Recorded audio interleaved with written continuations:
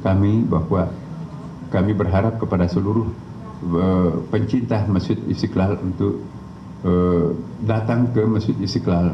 Bukan hanya akan mendapatkan keimanan yang kuat, tetapi juga ilmu yang bermacam-macam di sini.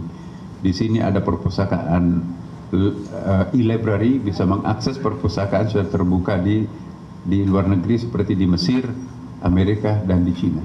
Di sini juga, nah ini yang baru ini, saya sampaikan kepada masyarakat kita. Di sini ada kursus bahasa Cina gratis.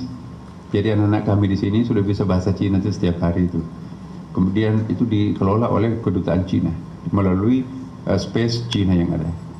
Di sini juga ada kursus bahasa Inggris gratis yang dikelola oleh Duta Besar Amerika dengan native speakernya yang dengan buku-bukunya yang digratiskan dari mereka. Di sini juga ada kursus bahasa Arab kerjasama dengan negara-negara Muslim Timur Tengah. Itu pun juga gratis. Bahkan juga ada bahasa unik ya seperti bahasa Hebrew dan bahasa Aramaik, ini juga ada. Ternyata penggemarnya juga banyak. Nah, kemudian ada space di sini. Jadi ada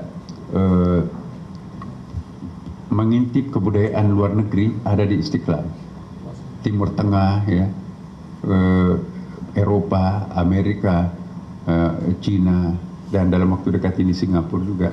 Nah, jadi Istiqlal ini ada pasar intelektual yang sangat unik. Dan yang paling penting juga kami sedang merintis sekarang ini ekonomi berbasis masjid. Sistem Istiqlal nanti ini kami harapkan bisa dimanfaatkan juga oleh seluruh masjid. Bayangkan 800.000 masjid di seluruh Indonesia itu kalau menggunakan sistem Istiqlal, masjid itu kan berada di tengah perkampungan, jadi tidak perlu belanja di tempat yang lain. Jadi masjid sebagai pusat kekuatan ekonomi. Ya, membeli sambil beramal, insya Allah tidak ada yang haram dijual di masjid, ya. Dan bisa melalui Gojek ya seperti di sini ya, kita kerjasama dengan PT Pos. Jadi pesanan-pesanan masyarakat itu ya cuma ditelepon EGF itu PT Pos akan mengantarkan atau Gojek bisa mengantarkan. Jadi semua kebutuhan masyarakat itu seperti air minum, beras nanti itu pada saatnya nanti itu bisa dibeli di masjid. Jadi membeli sambil beramal. Stoknya bukan di masjid tapi kerjasama dengan gudang, termasuk juga beli ikan itu bisa dipesan di Istiqlal, tapi nggak ada ikan di sini wujudnya, tetapi kita kerjasama dengan lembaga-lembaga yang di luar sana itu dan ada yang mengantarkan.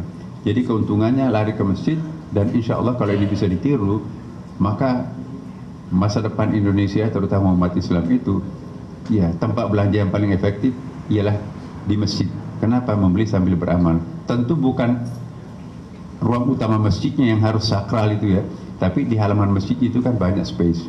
Disitulah kita akan manfaatkan bagaimana ekonomi berbasis masjid ini bisa memberdayakan umat. Jadi kalau dulu kita bicara tentang umat memberdayakan masjid, nah sekarang masjid yang akan memberdayakan umat, dibalik.